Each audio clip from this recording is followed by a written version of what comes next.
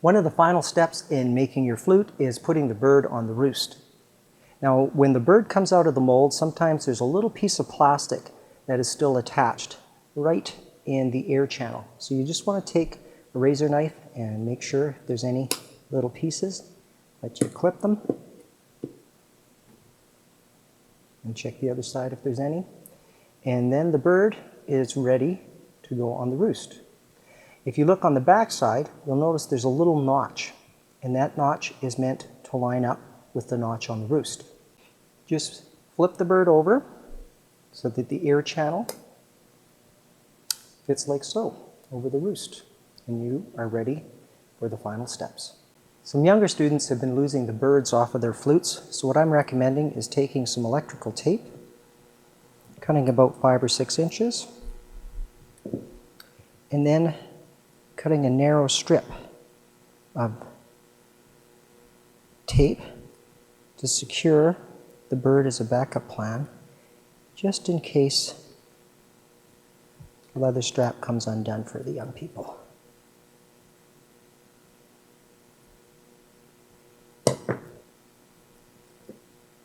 And taking that piece of tape right where you want the leather strap to go and wrapping it around to act as a backup.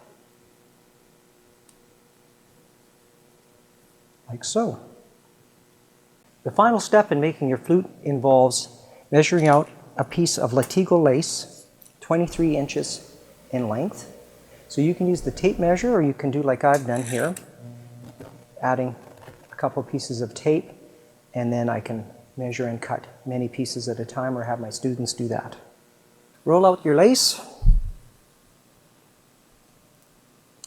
and take the scissors and cut the length.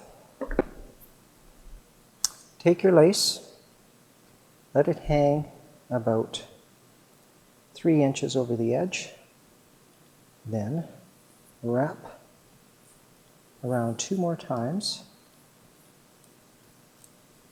pull until they're even, turn it upside down, tie the first step of doing your shoelaces, loosen it a bit, and slide it over the tape, and snug it up.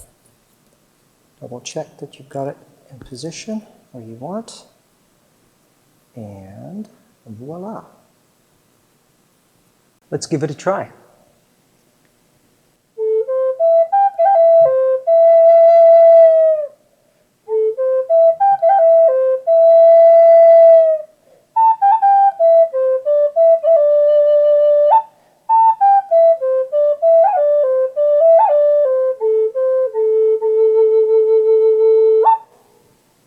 There you go, another Northern Spirit Flute, tuned, voiced, and ready to go in mid-A.